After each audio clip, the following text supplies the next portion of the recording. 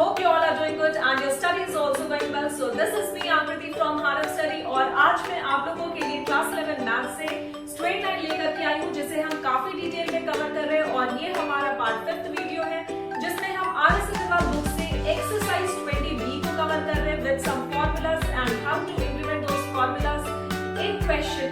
तो चलिए हम अपने आज की वीडियो में स्ट्रेट लाइन सीखते हैं और सीखने की कोशिश करते हैं कि हम कैसे फॉर्मूलाज को अपने क्वेश्चन में इम्प्लीमेंट करें और कैसे उन क्वेश्चंस को आगे अप्रोच करें। तो चलिए बिना टाइम को गवाए अपने वीडियो को शुरू करते हैं और सीखते हैं स्ट्रेट लाइन।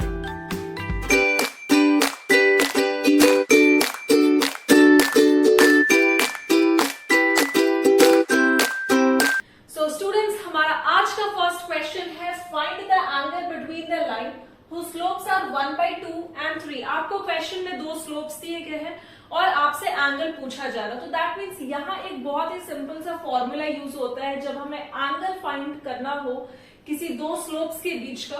तो यहाँ हम फॉर्मूला यूज करेंगे tan theta is equal to m2 minus m1 by 1 plus m1 into m2।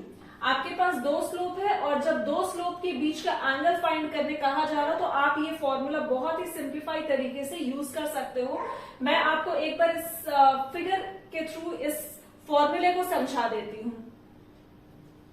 अगर मान लो ये हमारा एक्स एक्सिस है, ये वाई एक्सिस है, ये X dash and this is Y dash, correct. एक आपको स्लोप कुछ इस तरीके से दिख रहा है और दूसरा स्लोप इसको इंटरसेक्ट करता हुआ दिख रहा है। This is line 1, this is line 2 और इसके बीच जो हमारा एंगल का फॉर्मेशन हो रहा है वो 90 डिग्री का हो रहा है बिकॉज दिस इज ये जो इंटरसेक्शन हो रहा है ना इन दोनों लाइन का L1 और L2 लाइन का जो इंटरसेक्शन हो रहा है यहां पर में 90 डिग्री का एंगल बन रहा है और हमें जो फाइंड करना है ये थीटा डिग्री एंगल फाइंड करना है अकॉर्डिंग टू दिस क्वेश्चन। ठीक है, दैट मीन्स कि अगर आपको L1 स्लोप दिख रहा है और L2 स्लोप दिख रहा है और ये दोनों ही स्लोप इंटरसेक्ट कर रहे हैं दैट मीन्स एंगल का फॉर्मेशन हो रहा है 90 डिग्री का। तो यहां आपको ऊपर में कितना डिग्री का एंगल का फॉर्मेशन हो रहा है ये आपको इस क्वेश्चन के थ्रू बता। बहुत ही सिंपल तरीके से tan theta is equal to m2 minus m1 by 1 plus m1 into m2 का फॉर्मूला यूज कर सकते हैं और अपने एंगल को फाइंड कर सकते हैं। तो यहाँ हमारा m2 का वैल्यू और m1 का वैल्यू क्या होगा, ऑब्वियस सा बात है ये जो बनेगा 1/2 और 3, ये हमारा दो स्लोप गिवन है तो आप किसी को भी m1 या m2 ले सकते हो। तो m1 इज इक्वल टू 1/2 और m2 is equal to 3, correct. तो आप वैल्यू पुट कर लो, m2 is 3 minus 1/2 by 1 plus 1/2 into 3। जब आप इनको सॉल्व करते हो तो वैल्यू किसके इक्वल मिलेगा, 1 के टेबल में 2। ऑब्वियस सा बात है अगर हम इस जगह पे इसको सॉल्व करते हैं तो फ्रैक्शन में क्या करना होगा, एलसीएम लेना होगा और ये वैल्यू आएगा 2 के इक्वल, करेक्ट। 1 के टेबल में 2 times 2 into 3 is 6 minus 1 by 1 plus 3/2। ठीक है, जब आप इनको फर्दर सॉल्व करोगे तो कितना वैल्यू आएगा, 5/2 बाय 2 प्लस 3 इज 5/2, करेक्ट। ये 2 कैंसिल, ये 5 कैंसिल। ऑब्वियस सा बात है डिविजन में है तो ये दोनों ही न्यूमरेटर और डिनोमिनेटर कैंसिल होंगे और वैल्यू किसके इक्वल, 1 के इक्वल। दैट मीन्स ये जो हमारा वैल्यू निकल करके आया tan theta is equal to 1। अब आप सोचो थीटा के कौन से डिग्री एंगल पर वैल्यू 1 होता है तो वो भी हमें पता है, दैट इज थीटा अगर 45 डिग्री होगा तभी वैल्यू किसके इक्वल होगा, 1 के इक्वल होगा। ठीक है, तो आई होप आपको ये क्वेश्चन बहुत ही सिंप्लीफाइड तरीके से समझ में आ रही होगी। तो आप इसे नोट डाउन करो, फिर हम अपने नेक्स्ट क्वेश्चन को देखते हैं। हमारा जो ये फॉर्मूला है एक्चुअली में फोर्थ पार्ट फॉर्मूला जो हमने इंट्रोडक्शन में डिस्कस किया था उसी पे बेस्ड है। मैं आपको पहले बताना भूल गई तो बस इस क्वेश्चन के रेफरेंस में ही इसको समझा दी हूँ। ठीक है, यहाँ पर में हमारा दो एक्सिस है, एक्स एक्सिस और वाई एक्सिस, और इन दोनों एक्सिस पर अगर दो लाइन इंटरसेक्ट करें तो ऑब्वियस सा बात है इसके बीच का एंगल होगा 90 डिग्री क्योंकि परपेंडिकुलर एंगल फॉर्म होता है, करेक्ट। और जहां पर मैं हमारा स्लोप का एंगल फाइंड करना है तो दैट मीन्स वो एंगल के किसके बराबर होगा, थीटा के बराबर होगा। तो दैट मीन्स अगर हम वो थीटा डिग्री एंगल फाइंड कर रहे that means m2 minus m1 that is slope 2 minus slope 1, और डिनोमिनेटर में 1 प्लस m1 इंटू m2। ये फॉर्मूला यूज करेंगे और अपने क्वेश्चन को बहुत ही सिंप्लीफाई तरीके से सॉल्व कर लेंगे। और आपको इस क्वेश्चन में 2 स्लोप दिया ही होगा जब भी ये फॉर्मूला आपसे यूज करने कहा जा रहा होगा। So please note down everything very properly and then we will proceed further for the next question. So students चलिए डिस्कस करते हैं एक्सरसाइज 20B के क्वेश्चन बहुत ही फटाफट से। हमारा फर्स्ट क्वेश्चन है find the slope of line whose inclination is. आपको क्या फाइंड करना, स्लोप फाइंड करना है इंक्लिनेटेड लाइंस के।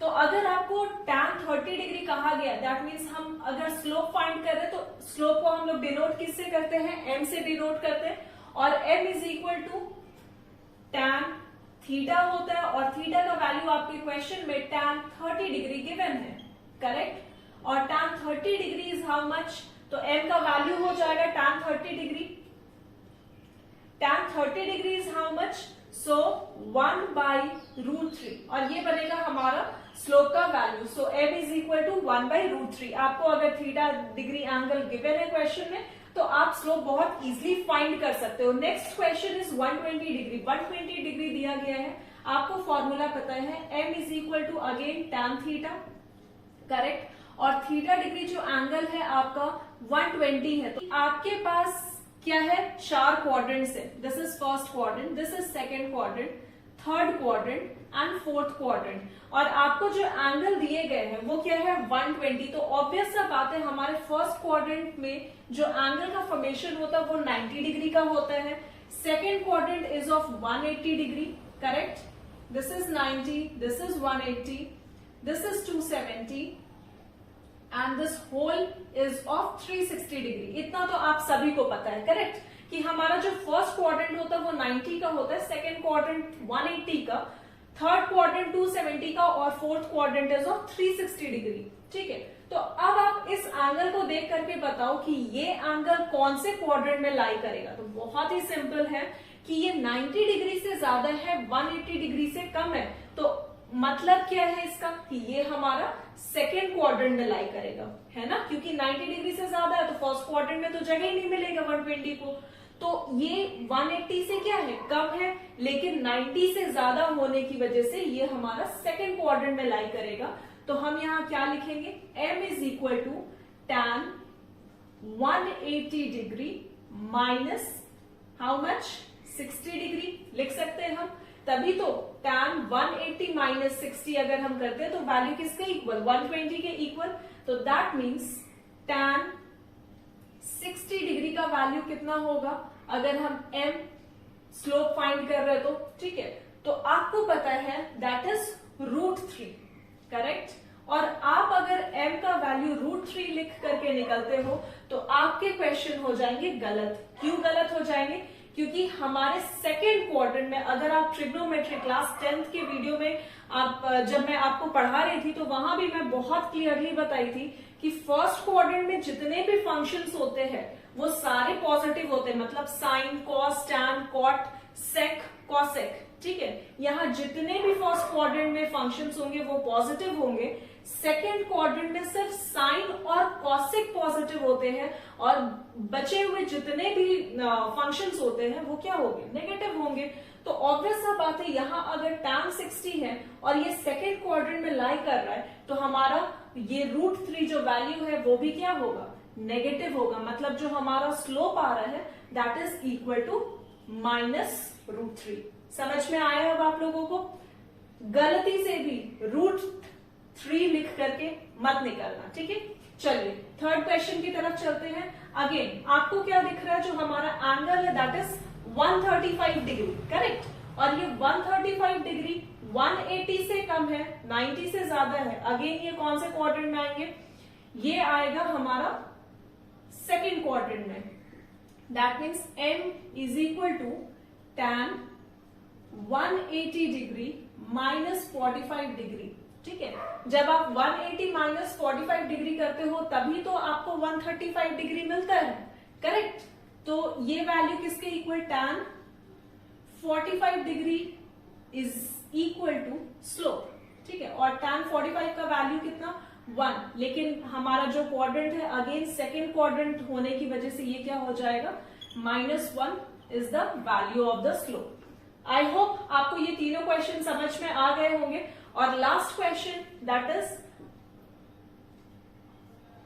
90 डिग्री, इस क्वेश्चन को आप लोग सॉल्व करोगे और मुझे कमेंट सेक्शन में बताओगे, ठीक है, इसके वैल्यू कितने हो रहे हैं। सो स्टूडेंट्स, हमारा नेक्स्ट क्वेश्चन है find the slope of line which passes through the point 0,0 and 4,-2।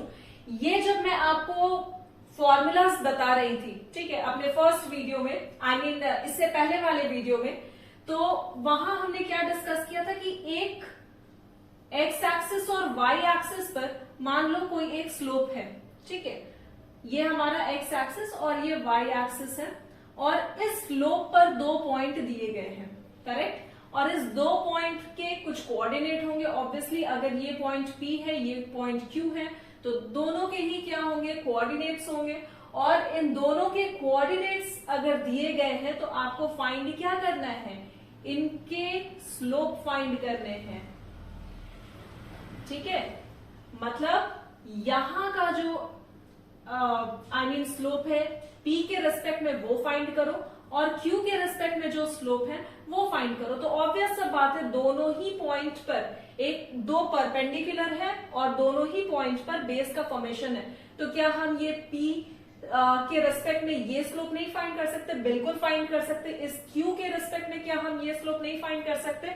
तो हम वो भी फाइंड कर सकते हैं। सबसे पहले आप क्या करोगे, इस दोनों पॉइंट को नेमिंग कर लो, ठीक है। A 0,0, B 4,-2, correct. अगर मैं ये दोनों पॉइंट को नेमिंग कर लेती हूं तो मुझे स्लोप बहुत इजीली मिल जाएगा, क्योंकि मुझे स्लोप का वैल्यू आई मीन जो नेम है वो है AB slope is equal to y2 minus y1 by x2 minus x1। Okay, so this is the only formula. मैं ये वाला डायग्राम हटा रही हूं। y2 का वैल्यू आप किसके रेस्पेक्ट में लोगे, हमारा x1 0, y1 0, x2 is equal to 4 and y2 is equal to -2, ठीक है। इन दोनों पॉइंट्स के रेस्पेक्ट में मैं x और y के टर्म में अपने वैल्यूज लिख ली हूं, ताकि मुझे यहां पर मैं इंप्लीमेंट करने में किसी भी तरीके का कंफ्यूजन ना हो। y2 का वैल्यू इज -2, माइनस y1 का वैल्यू इज 0, बाय x2 का वैल्यू इज 4 और माइनस x1 का value is 0। So the value for this after solving this equation we will get -2/4, correct. अगर हम इसे कैंसिल आउट करते हैं तो ये वैल्यू -1/2 के इक्वल आता है, और यही बनेगा हमारा बहुत ही सिंपल सा आंसर। अब हमारा जो नेक्स्ट क्वेश्चन है वो सॉल्व करोगे आप लोग, एंड इस क्वेश्चन के मुझे आंसर कमेंट सेक्शन में आप दोगे, ठीक है, कमेंट डाउन। ओके, तो चलिए अब हम बढ़ते हैं अपने नेक्स्ट क्वेश्चन की तरफ। स्टूडेंट्स, हमारा नेक्स्ट क्वेश्चन है, if the slope of line joining the point A and B is 5/4, find the value of x। आपको इस क्वेश्चन को मैं सबसे पहले डायग्राम से समझाती हूँ। यहां आप एक एक्सिस बनाओ, x एक्सिस और y एक्सिस, करेक्ट। इस x एक्सिस और y एक्सिस पर आपको करना क्या है, एक स्लोप ड्रॉ कर लो, और उस स्लोप में आपको क्या कहा जा रहा है कि 2 पॉइंट्स दिए गए हैं। इस स्लोप पर आपको 2 पॉइंट्स दिए गए हैं, A पॉइंट और B पॉइंट, करेक्ट। और इस दोनों पॉइंट्स के आपको क्वेश्चन में कोऑर्डिनेट भी दिए गए हैं, ठीक है। A पॉइंट के कुछ कोऑर्डिनेट है, दैट इज x, 2, और y के जो कोऑर्डिनेट है वो है 6, -8, ठीक है। लेकिन आपको क्वेश्चन में एक और चीज दे दिया गया है, स्लोप, ठीक है। ये स्लोप आपसे हमेशा क्वेश्चन में पूछा जा रहा था, बट इस क्वेश्चन में आपसे ये स्लोप पूछा नहीं गया है, बल्कि ये आपके क्वेश्चन में दे दिया गया है, ठीक है। तो आपसे क्या जानना चाह रहा है, आपसे जानना चाह रहा है कि आप एक पॉइंट के जो फर्स्ट कोऑर्डिनेट है, जिसे x लिया गया है या जिसे क्वेश्चन में x दिया गया है, आप उसे उसके वैल्यू फाइंड करो, ठीक है। तो क्वेश्चन बहुत ही आसान है, हमें पता है स्लोप का formula, correct, this is equal to y2 minus y1 by x2 minus x1। हमारे पॉइंट्स क्या है, तो a के जो पॉइंट्स है वो है x, 2 और b के जो पॉइंट है वो है 6, -8 और स्लोप हमारा क्या है, ab है, करेक्ट। तो आप इसे भी लिख लो ab और इसके वैल्यू किसके इक्वल है, तो 5/4, आप डायरेक्ट वैल्यू लिखो 5/4 and this is equal to y2 minus y1, that means -8 -2, ठीक है। हमारा y2 का वैल्यू कितना है, -8 है और y1 का जो वैल्यू है वो है 2 by x2 minus x1, x2 value is 6 minus x1 का वैल्यू इज x, करेक्ट। अब बस हमें इस इक्वेशन को सॉल्व कर देना है। तो ये जब हम इसे सॉल्व करेंगे तो वैल्यू किसके इक्वल, आप सबसे पहले क्या करोगे, क्रॉस मल्टीप्लाई कर लो, ठीक है। तो 4 से -8 -2 ये cross multiply and this is equal to 5 6 minus x। जब आप इसको सॉल्व करोगे तो आपको वैल्यू किसके इक्वल मिलेगा, तो अगर आप -8 -2 को सॉल्व करते हो तो वैल्यू किसके इक्वल, -8 -2 इज -10, करेक्ट। और 4 के साथ इसे क्या करना है, -10 को मल्टीप्लाई करना है, that means -10 into 4 is how much, -40। तो मैं यहाँ डायरेक्टली लिख रही हूँ -40 and this is equal to 5 6 30 -40 और ये 30 अगर हमारा LHS में आता है तो ये किसके इक्वल, -30 के equal and this value is equal to -5x, ठीक है। जब आप इसको फर्दर सॉल्व करते हो तो minus minus is how much, -70 और ये किसके इक्वल, आई मीन डिनोमिनेटर जब ये 5x के साथ मल्टीप्लाई हो रहा है तो हम इसे डिनोमिनेटर में लिखेंगे तो -5, ठीक है। ये माइनस कैंसिल आउट और ये किसके इक्वल, x के इक्वल, तो 5 1 टाइम और ये कितने टाइम्स में जाएगा, 4 टाइम्स, ठीक है। 15 आई मीन 5 14 सा 17, ठीक है। तो 14 जो होगा हमारा x का वैल्यू होगा। बहुत ही सिंपल सा क्वेश्चन था। आपको अगर इस तरीके के क्वेश्चन में, मतलब अगर स्लोप दिए गए हैं और पॉइंट्स भी दिए गए हैं एक लाइन के ऊपर, तो आप बहुत ही सिंपल तरीके से फॉर्मूला यूज करो और जिसके भी वैल्यूज आपसे पूछे जा रहे हो, x के टर्म में, y के टर्म में या z के टर्म में, आप उसके वैल्यू फाइंड कर सकते हो with a simple calculation. Okay, so please write down this question, then we will move to the next question. Hey guys, so our next question is, without using Pythagoras theorem, show that the point A, B, C are the vertices of right angle triangle। मतलब बिना Pythagoras theorem use किए आपको ये तीनों points को बताना है कि ये तीनों पॉइंट्स एक ट्राइंगल के वर्टिसेस दिए गए हैं आपको क्वेश्चन में और आपको बताना है कि वो ट्राइंगल राइट एंगल ट्राइंगल है, करेक्ट। तो आप क्या करो, यहां से ए बी स्लोप फाइंड कर लो, ठीक है। ए बी स्लोप का फॉर्मूला है y2 minus y1 by x2 minus x1। Obviously हम ये पढ़ते हुए अभी तक आ रहे हैं।